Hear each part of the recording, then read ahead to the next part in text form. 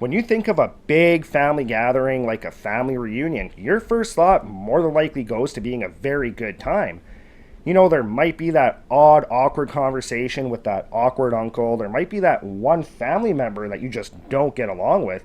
But for the most part, it's usually a really good time.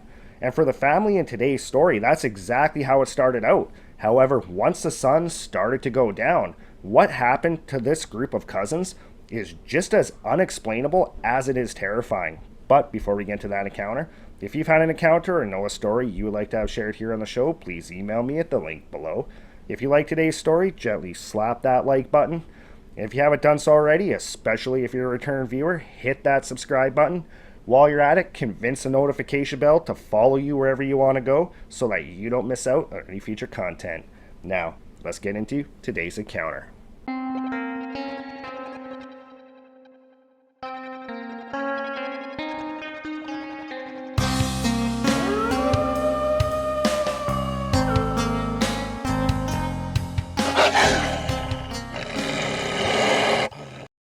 Growing up, Carl was incredibly fortunate to have an absolutely massive extended family with lots of aunts, lots of uncles, and an absolute ton of cousins.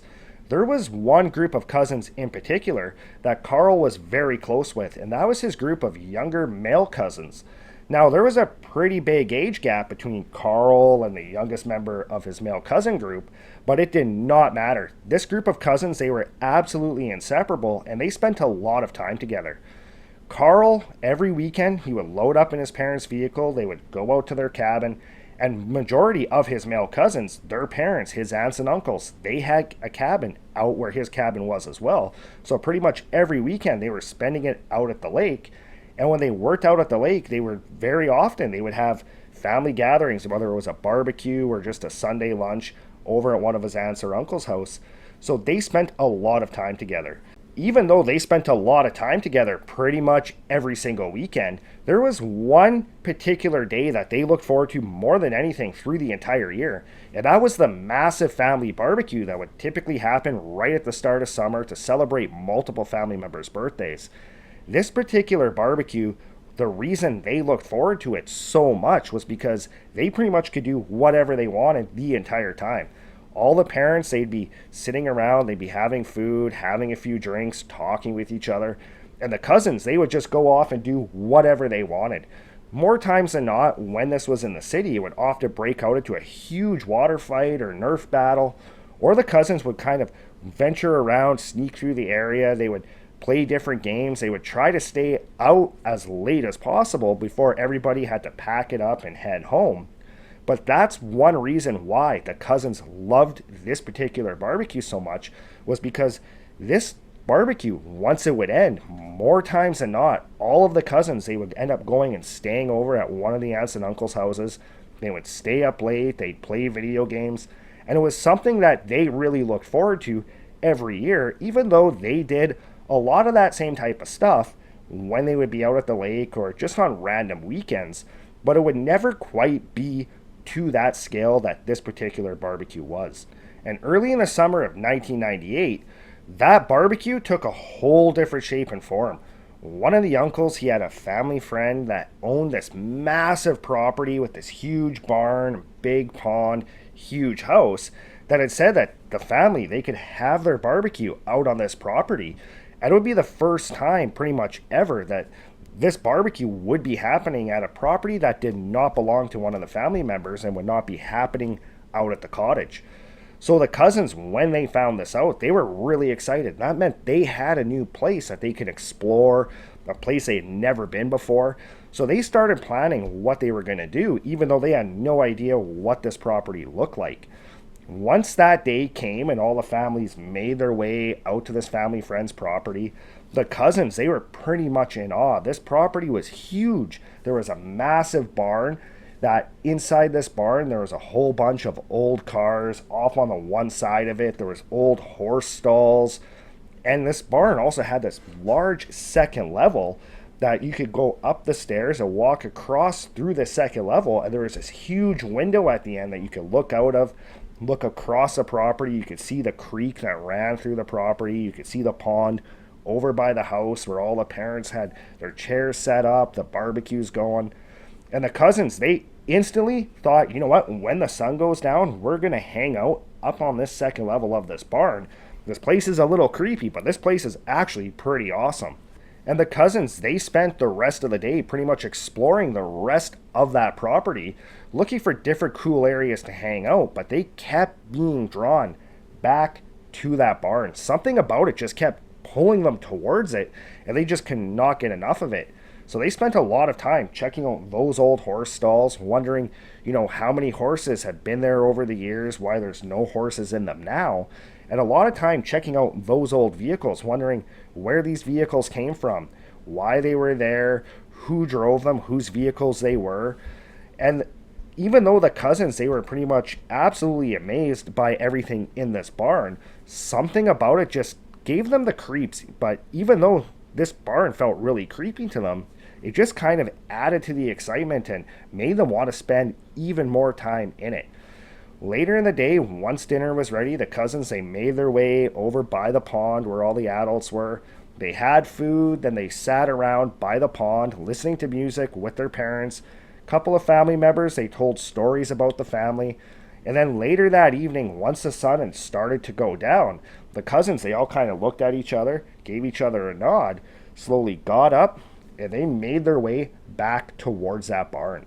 Now, their plan originally was to just basically go hang out on that second level, looking out the window, basically just hanging out inside this barn just because they thought it was creepy and they thought it would be fun. But once they got inside, they started to think, you know what else could we do? Going and hanging out upstairs, that would be fun. But, maybe there's something else we could do to make this even more exciting. So the cousins, they decided that they were going to walk to the top level of the barn. They were going to walk all the way across it to the other side, come down, and then they were going to go hang out in the old horse stables. Now, that doesn't sound like a big deal, but the cousins, they wanted to do this with no flashlights and no lights on whatsoever, just so that it would kind of add a little bit of a creepy feel to it. So the cousins, they reached over, they turned the lights off, they made their way over to the stairs and up to the second floor. Once they were up there, they could see all the way across that second level towards that massive window. They could see the light from the moon kind of casting in to that second level. They could see piles of hay and old boxes kind of sprawled out across the floor. And the cousins very slowly and very carefully started making their way towards that window. And with each step, they could feel those floorboards kind of bend and shift under their weight. They could hear them creak and moan. And as they continued towards that window, they would periodically kind of tease and joke with each other that, hey, you know what, there's a ghost up here. We need to be really quiet so this ghost doesn't come and get us.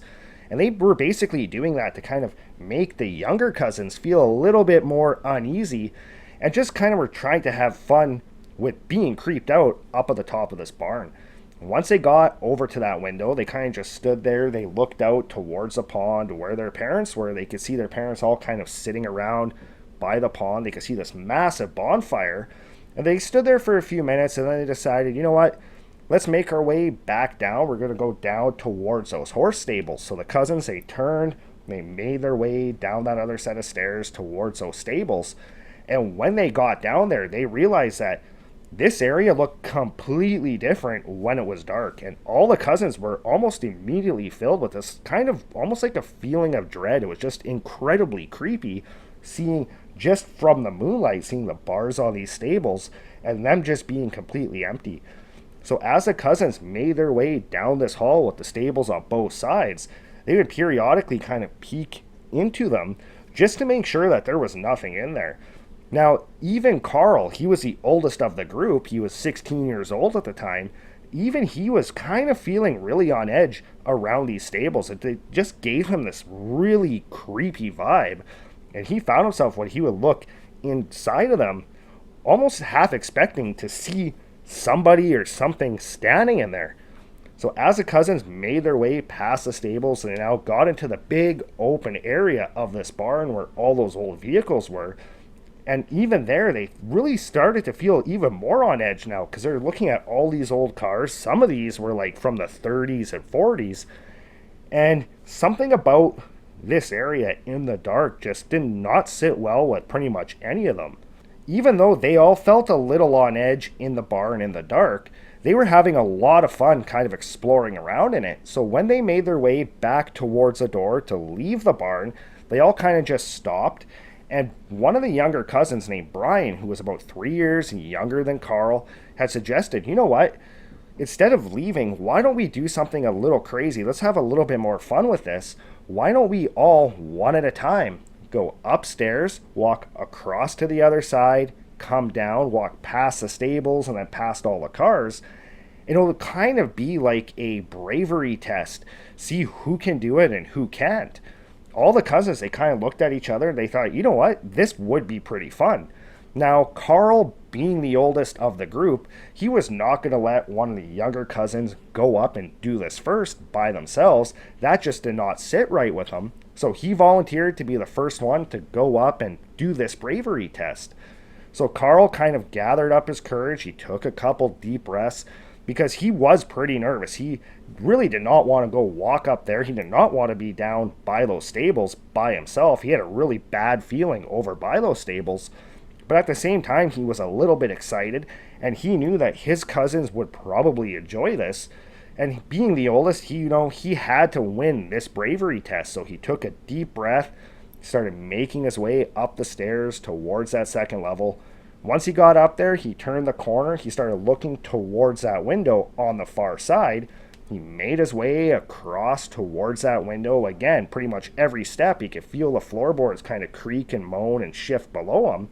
He got to the window, he turned, he went down the next set of stairs, and when he got into where those stables were, again, just like the first time when the whole group went by them, he was just immediately hit with this basically uncontrollable feeling of dread. He just immediately felt very uneasy, and he found himself, as he was walking down the hall, he could feel himself walking quicker and quicker, peeking into each one of those stables, again, half expecting to see somebody standing there or something standing there ready to jump out and grab him.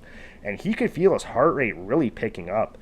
As he made his way past the last stable in towards where the cars were, he knew he was not too far away from his cousins. He could actually see them standing over by the door, and he felt that feeling of dread. He felt that his heart rate started to slow down as he made his way over towards them. When he got there, all the other cousins were like, hey, how was it? Was it scary? Was it creepy? And Carl, trying to be the older, tough cousin, was like, it wasn't a big deal. It was nothing. Who's next? So next up was his cousin Dave. His cousin Dave was about 2.5 years younger than him. Dave made his way up, made his way across, came back down. And just like Carl, when he got back to the group of cousins, all the cousins were like, hey, how was it? Was it scary? And Dave, too, kind of tried to brush it off and play it off as pretty much being nothing, even though he was pretty nervous that entire time. And they did this till it got down to the two youngest cousins. Now it was time for the second youngest cousin, named Derek, to do the bravery test all by himself, and he was really not looking forward to that. He was about 7 or 8 years old, so he was still at that age where just being in the dark really caused him a lot of anxiety. But at the same time, he wanted to show that he was tough, especially in front of his older cousins and in front of his older brother. So he took a deep breath and he headed up the stairs towards the second level. Meanwhile, Carl and the rest of the cousins were standing at the base of the stairs right by that exit door, and they were listening to Derek make his way up the stairs. They could hear every single footstep that he took. They heard him get to the top of the stairs, they heard him turn, then they heard him start making his way towards that window. They heard him make it about halfway across when all of a sudden they heard a second set of footsteps rapidly approaching Derek from the top of the stairs. Carl, along with Dave and Brian, they kind of started looking around, looking at each other, trying to figure out which one of them was up there trying to scare Derek. But then they realized that there's nobody else up there. We're all down here, so who is up there with Derek right now? When all of a sudden they could hear those footsteps basically get exactly where they had last heard Derek's footsteps, and they heard Derek let out this blood-curdling scream, followed by the sound of Derek just falling onto the floor. The older cousins, including even the younger cousin, They just immediately sprung into action. They went running up the stairs. They got to the top. They started running across that second level. They ended up finding Derek basically lying on the ground, kind of curled up in the fetal position, just bawling his eyes out. And Carl ended up shaking him, and he was like, Derek, what happened? Who's up here with you? So it's one of our older cousins? Like, who's up here? Tell me who's up here with us. And Derek said, I don't know who's up here, but I heard somebody run up behind me, and then I felt somebody push me from behind. The cousins, they immediately kind of started looking around. David happened to have a small flashlight on him, so he quickly turned the flashlight on. He starts looking across the second level. He doesn't see anybody, but there's a lot of like piles of hay. There's lots of boxes. So for the next several minutes, as Brian, who was Derek's older brother, tried to calm him down, Carl and Dave walked around that second level with the flashlight, looking behind all the boxes, all the hay, trying to find out which one of their older cousins just came up here and did this to Derek. After a few minutes of looking around that second level, they found no sign of anybody being up there at all. So they ended up basically picking Derek up. They didn't even bother going back towards where those horse stalls were. They turned around, they went back the way they had came, and they immediately exited the barn. Once they got outside, they started asking Derek, like, what happened?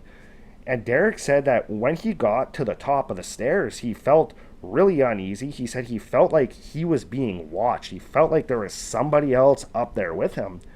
And he said when he was about halfway across, all of a sudden he could hear somebody running up behind him and push him on his back. But almost immediately upon feeling whoever this was push him on his back, this person just basically ceased to exist. He heard no more footsteps. He did not see anything. At this point, Carl and Dave decided, you know what, we're going to go back up to that second level and try to figure out exactly what had happened. So the two of them started making their way towards the stairs, when all of a sudden they realized, hey, you know what, why don't we turn the lights on? The light switches are right here, and that way we can see what's happening. If there's anybody up there, we'll definitely see them.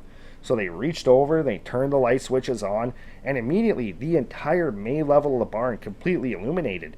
They could see all those old cars. They could see down the hallway on the far side towards those old horse stables. So at this point, they felt that initial feeling of fear kind of start to subside just a little bit. So they turned, they made their way up the stairs towards that second floor. However, once they got up there, they quickly realized that those light switches downstairs did absolutely nothing for the second level, and it was still completely pitch black, with the exception of that little bit of moonlight coming through from that window on the far side. The two of them at this point, they kind of took a deep breath. Dave reached into his pocket, he pulled out a small flashlight, he turned it on, and the two of them started making their way towards that halfway point of the second level. Once they got to the halfway point where whoever that was ran up and pushed Derek from behind, they stopped, they started looking around. Dave was shining the flashlight, looking for any sign of anybody. Even though they had just done this a few moments before, they were still kind of expecting to see, one of their older cousins or, even maybe one of the uncles kind of peeking up from behind one of those boxes or from some of that hay. But again, they could not see anything. There was nobody up there. When all of a sudden they heard from back the way they came a sound of heavy footsteps rapidly coming towards them. Dave immediately swung around with his flashlight, shining it towards where these footsteps were coming from. And what they saw in front of them coming directly towards them was not somebody, not their uncle, not their cousins. It was this dark, shadowy human shape coming directly at them. It was like the light hitting this shadowy figure, just like absorbed into the blackness. Both Carl and Dave at this point, they just basically flight or fight just kicked into them. They ended up turning, they sprinted towards the window, they got to that second set of stairs, they ran down towards those old horse stables. And as they were running down through the horse stables, even though the hallway of this area was completely illuminated, Carl, out of the corner of his eye, in one of those stables, caught this shadowy figure kind of standing there looking at them. As he ran by again, he just caught it out of the corner of his eye. He quickly turned, looked towards this person, this figure standing in a stable, And he could not make out any features of this person at all. It was just this shadowy person standing kind of right at the entrance to one of these stables. He immediately just kind of let out a scream, kind of pushed Dave in front of him, and the two of them, they just sprinted towards where those cars were, towards where their cousins were, immediately told them, let's get out of here now, go, go, go. They ended up running outside the barn. Once they were outside, they all kind of started to take a breath. The other cousins were like, hey, like, what happened? You guys seem really panicked.